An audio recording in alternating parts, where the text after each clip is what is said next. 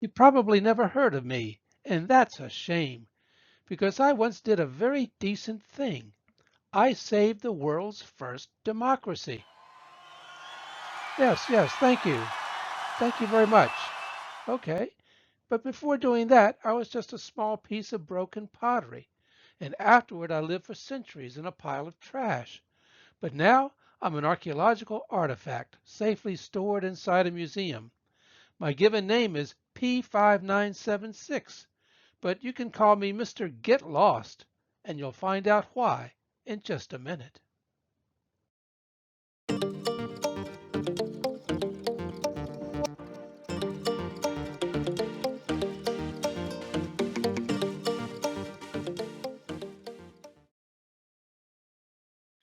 I come from what Greek folks call the hoi polloi. That's the common people, the working class, the lower crust. I'm the humble son of earth and water, a foster child of fire. Born in the potter's quarter of Athens, still called the Kerameikos or Ceramicsville today, I matured hard and fast. Only hours out of the kiln, I stood on a rough-hewn shelf, my mouth wide open in awe of my awakening. Around me, swearing craftsmen of every description were spinning their pots and yarns. I listened to their colorful shop talk and watched as their muddy fingers turned raw clay into cups, bowls, and storage pots. Some of their products looked graceful, glazed, and beautifully painted. Others plain and unpolished, like me. I was just the workaday ware of every kitchen and storeroom in bustling Athens, the kind bought, used, and broken in bulk, mourned for a moment, and then replaced. Soon enough, I too fumbled to the floor and joined the corner sweepings of some poor Athenian's house. Shattered cast-offs like me had no hope of second chances, unless you could become an ostracon. That's the Greek word for a potsherd, a piece of busted pot that you could write on with something sharp. This was all the rage back in my day when imported papyrus was too expensive for everyday use. For simple notes or lists, people rummaged through their trash for a bit of shattered crockery on which to scratch a line or two, much as a modern person might recycle the back of an old envelope. And that is exactly what happened to me. See those clumsy Greek letters scratched all over me? They saved the first democracy. You see, the Athenian house where I lived belonged to a humble man with no formal education, but he was nevertheless a registered citizen with the right to attend the people's assembly called the ecclesia, where he could speak out and vote on every aspect of government, state finance, military strategy, foreign policy, religion, you name it. His politics, they called it that because he lived in a Greek polis or city-state, reflected what he heard in the great public debates and on the gossipy news that constantly bounced around the agora or the marketplace. It seemed to me that he lived an exciting life where all the people, well, all the people who were not women, foreigners, or slaves, had the power to decide everything for themselves. I remember joining this man's trash pile at a very scary time, not just for me, but for the whole city. Day after day, my owner came home from the ecclesia and the agora with terrifying talk of a massive Persian invasion. Persia, he said, was the biggest superpower on earth. They were unbelievably rich, powerful, and angry, at Athens in particular. The Persians accused us of meddling in their empire, which was true enough, but my owner said it couldn't be helped on account of our duty to help spread democracy. Only 8 years earlier, the Athenians had beaten back a large military force sent by Persia's king Darius to punish the city. Our decisive victory, fought at Marathon, was already the stuff of legend, but everybody knew the Persians would try again. So year after year the tensions grew until finally in 482 BCE we learned that Darius's son Xerxes, Persia's new king of kings, was ready to wipe us out once and for all. But not all the news was bad. From my place in the jumble of cracked pottery heaped in the household trash, I overheard my owner one day squawking like a magpie that he was suddenly rich. Apparently, state miners digging on public land had discovered a bonanza of pure silver. The find was worth a fortune. Word on the street was that every citizen might get an equal share of the proceeds. And why not? What poor Athenian would want this silver tucked away in the state treasury when it could line his very own pocket instead? Easy come, easy keep, my excited owner declared to anyone who would listen. A rich man named Aristides was saying the very same thing. He was one of the heroes who had fought at Marathon, a respected public figure so honest and wise that the Athenians called him Aristides the Just. This fine man led the faction in favor of dividing all the new silver equally among the citizens. But of course this was democratic Athens, where everything had to be debated. So for days my owner fretted around the house, worried that some fool in the ecclesia might come up with a different scheme for the money. And sure enough, somebody did. The troublemaker was named Themistocles, and he had the nerve to propose that all the money should be spent on a fleet of expensive warships. You should have heard my owner swearing at such an idea. Boats, he said. No navy had saved Athens at Marathon. That was our boys in the infantry. And don't we already have a bigger fleet than any other polis?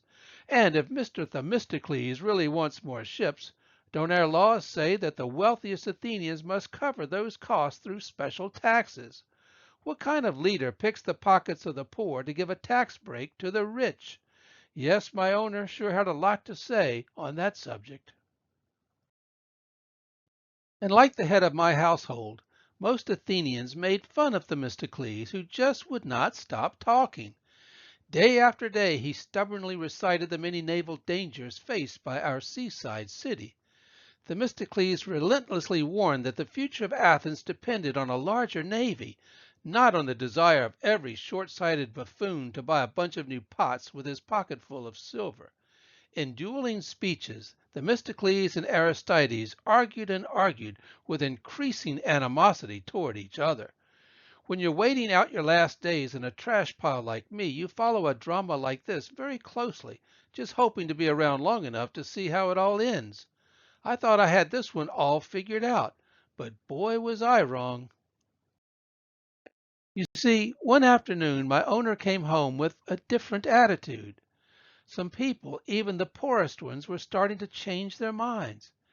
Day by day they found it more difficult to ignore the warnings of Themistocles, who sounded less and less preposterous, while Aristides started to seem more and more like a political panderer. What if it was true after all that Athens could not defend itself with the ships it already had? How could the rich possibly cough up enough money to build hundreds of new warships right away? Look at the big picture, my owner started to say. Face up to the patriotic duty of every good man to put aside self-interest and give up his share of the mining revenues for military defense.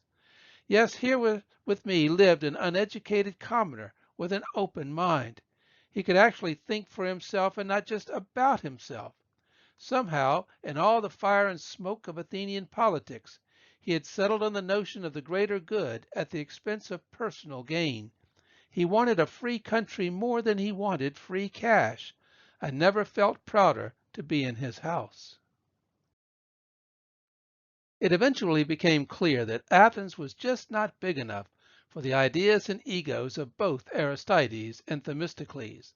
So all of us broken pots got together and helped decide the issue.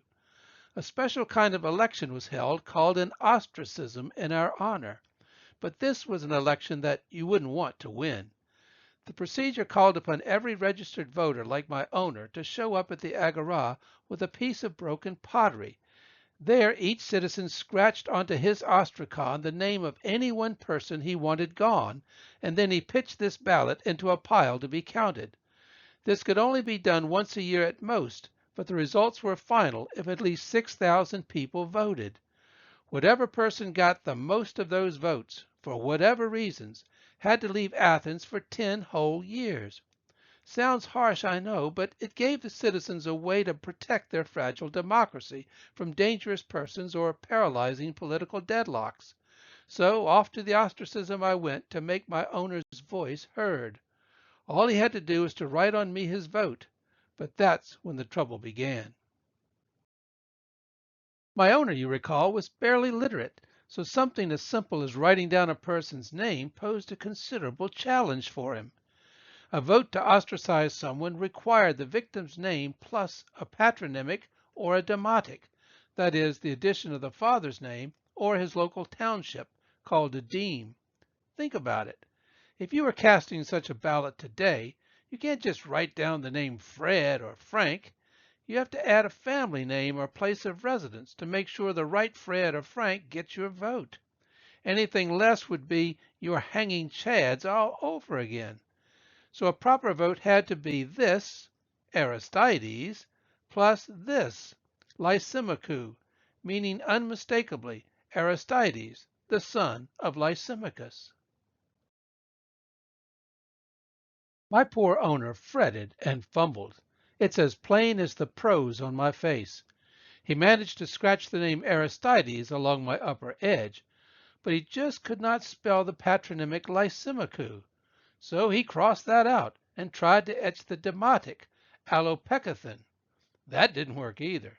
He needed somebody's help in the crowded agora, so a different person wrote out the proper patronymic in a clear and steady hand. It was apparently a common occurrence that some citizens needed assistance.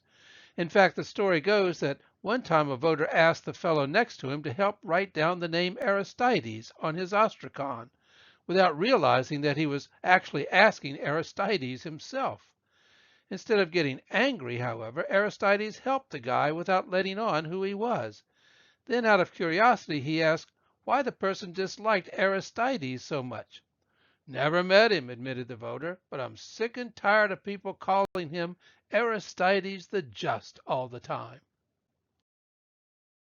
In a similar way, I was finally complete and could be counted in the historic vote that ostracized Aristides from Athens.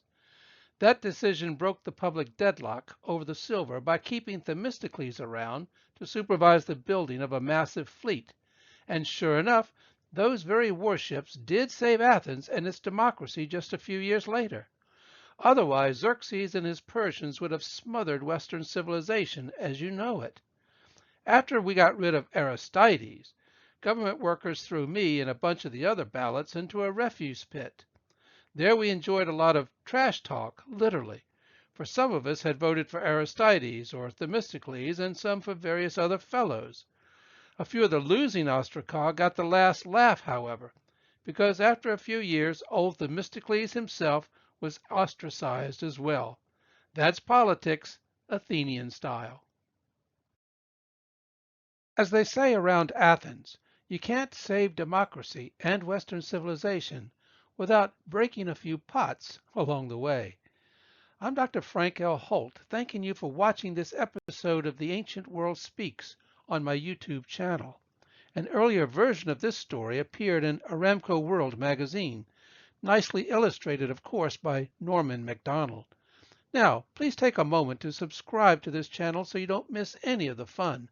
It's as easy as pressing that little button in the lower right-hand corner. I'll see you again very soon.